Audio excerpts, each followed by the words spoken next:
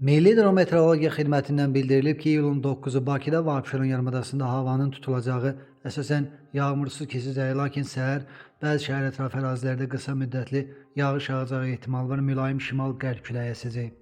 Temperatur gecə 19-23, gündüz 28-31 dərəcə, isti atmosfer təzyiqi isə 756 mm civə sütunu olacaq.